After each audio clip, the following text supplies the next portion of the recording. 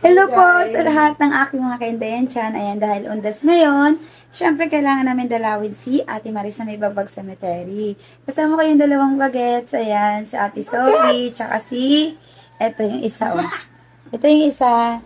Si Caleb. O, outfit check. Fit check. O, yung mga suotan namin. Itong bahay lang, di ba? For the partner. May pa-twini-twini kami ng aking Ate Sophie. Ayan. Dahil wala kami mga pera, so hindi na kami dadaan sa Sauyo. O, pwede rin dumaan kami doon, mabuburaot kami. Gusto kami mangingin ng pamasahe. Mabuburaot kami ng pamasahe, kaya abangan nyo kami dyan.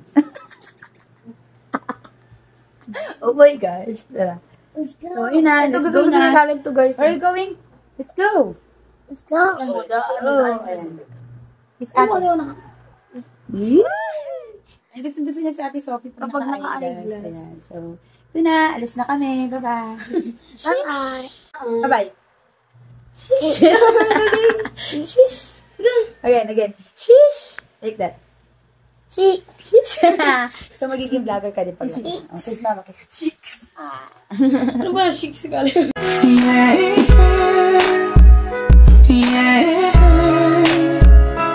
Pila nga yan, o. Yan, o.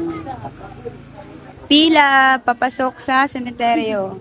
Kalib, pakita mo kay Daddy. Say hi. Kalib. Hi. Hi. Malungkot siya, Beo, dahil wala siyang balloons. Let's go. So, yun na nga, pagkatapos ng tulala portion ni Caleb, dahil naisip niya yung mga lobo na nadaanan namin, pero hindi ko kasi siya binilan dahil hindi ko po kasi siya sinasanay na every time po meron siya nakikita ay talagang binibili namin siya agad.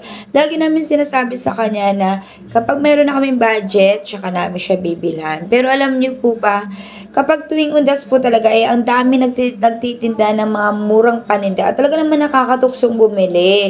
Dahil nga sa dami ng bilihin na nakikita sa paligid ay talaga namang kahit ayaw mong bumili at wala kang budget, diba? Ito nga pala yung simbahan sa may parokya sa may Bagbag Novaliches Cemetery. Diyan kasi nakalibing yung ate ko tsaka kuya ko at yung mga magulang ko naman, si mama at si papa ay nasa Dumaguete. Kaya, ayun, ang dinadalo lang po talaga namin sa may Bagbag Cemetery ay si ate ko tsaka si kuya Danilo ko. Yung kapatid ko po kasing bunso ay nasa Surigao at si mama nakaburol, ay nakalibing. Tapos yung kuya ko naman ay nandyan. Tapos sila si papa ay nasa Dumaguete. Kaya malabo po talagang madalaw namin yung pinaglibingan nila kasi nga sobrang layo nila. Kaya nagtitirik lang po kami ng kadila sa labas ng bahay namin para po maalala po namin sila palagi tuwing undas. At wala din po silang masabi na kinakalimutan po namin sila tuwing undas kasi never po talaga nangyari yun dahil sobrang mahal po namin sila. First, Caleb. Caleb! Dyan,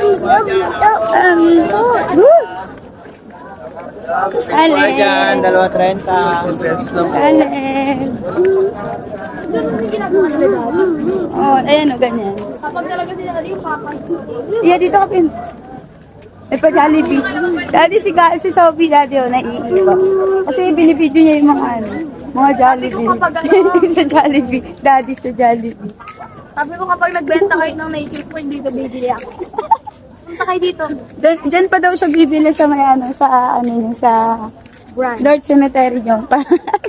Diyan siya bibili. Oh, Caleb. Ako sweet fan. Fire. Ay, punta kami kay Tita Maris. Sophie. Hi! Punta kayo sa Maris. Ang galing mo yung face mask mo. Alis mo. Yung bag na to kasi nakapit sa Maganda. Ganda kaya. Yun, baka mahulog na naman yung kandila namin. Nahulog kasi yung kandila namin kanina. Yung sa ate Sophie. Yung pula mo, be, kita. Sana, yan, papapunsa na kami. Hanapin na namin yung ano ni ate. Walang kakapitan yung salamin. Hanapin na namin yung kung saan si ate nakaano. Caleb! Malaglag yung salamin ko. Gumagala. Caleb! Alep.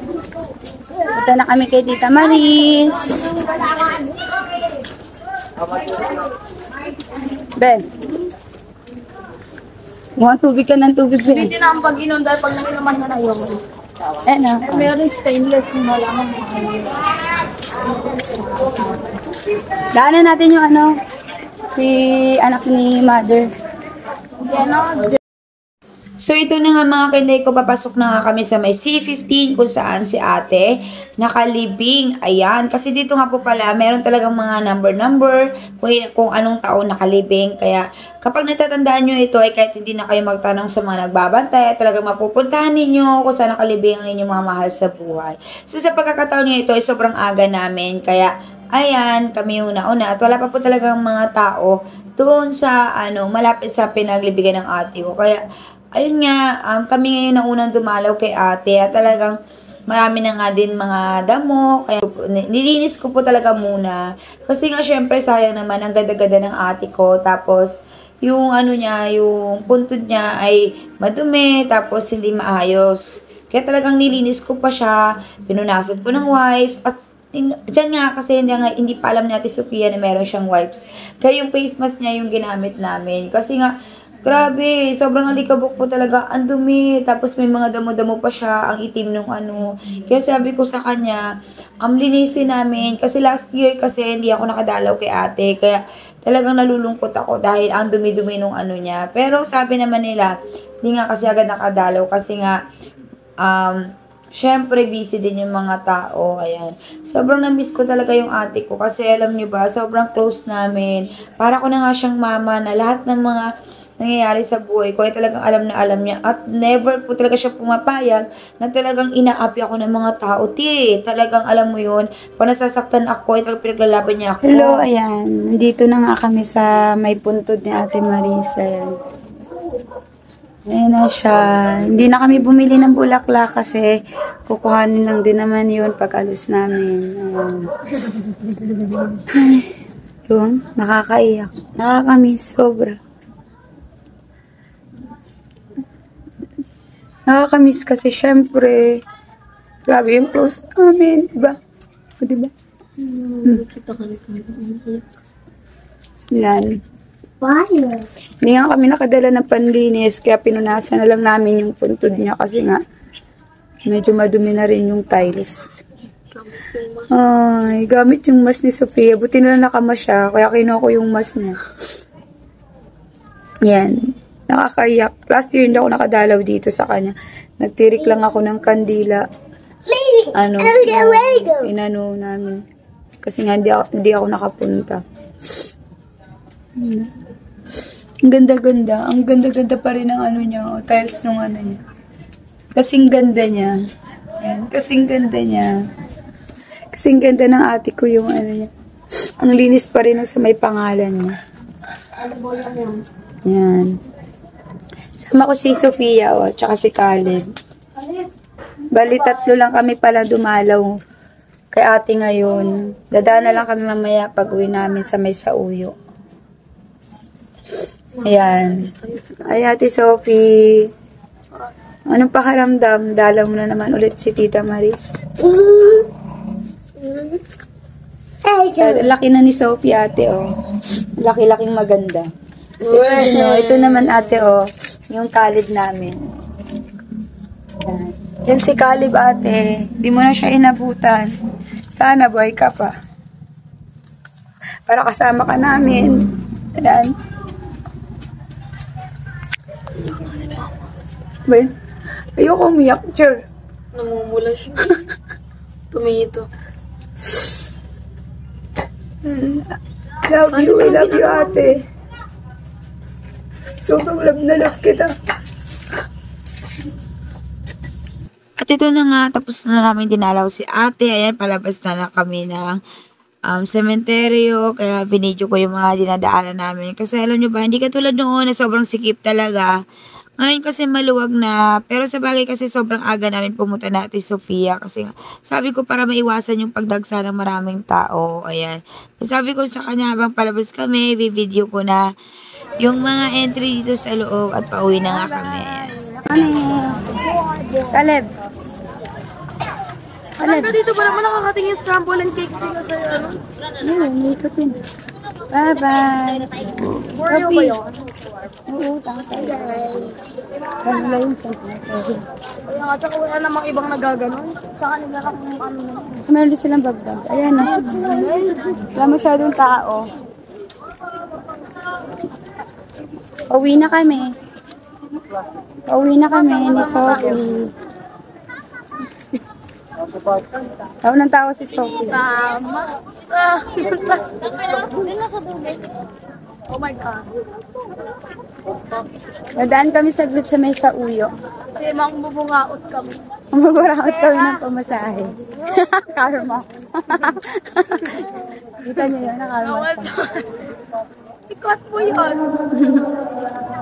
Eh, wag mo pala ikat para healthy. Healthy living. Healthy, mama, hindi healthy. Lap trip. Sama tayo. Nakakatawa talaga si ate. Mamaya minayday niya pa yun. Yan. Uwi na kami. Sasad namin to Kanina may LT na bata. Nagtatanong ko may bakya daw. Ay, wala ko kami pera. Ano yun? May nagtatanong ko may bakya daw ba kami. Siya na maglilinis? Wala nga kami pera. Kami mga hingi.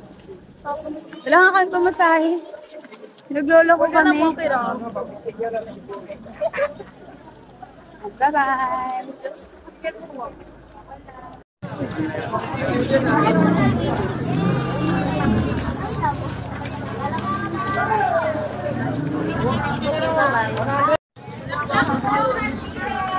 Kami ng tao. Yan, palabas na kami. Dali, sasad ko kay daddy. Ang dami nagtitido. Ang dami nagtitido. Sa daddy, ang daming tao na. O, ayan. Sige, late kayo dumating ha. Tinagalan nyo kasi walang mask. Okay lang yan. Pretty pa rin naman. Kahit wala nang mask. Daming tao. Bago ang ganda dito po kanina. Wala tayo. Dami paninda. Kailangan umasa. At sa busog ng mata. Dapat nanghingi tayo ng bakya doon sa bata kanina. Dami po yun. White na white.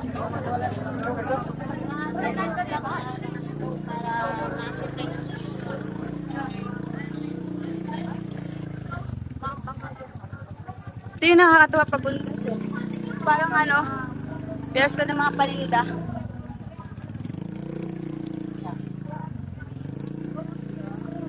Marami naman tong cut.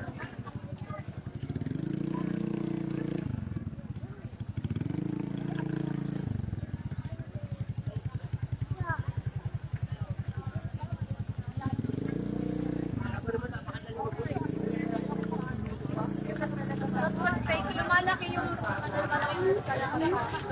isa muna. Divisoria, no? Wow. Huh? Hindi talaga siya tumatambay kasi alam mo. They know. Kung yung mga nagbablog, Hey, eh.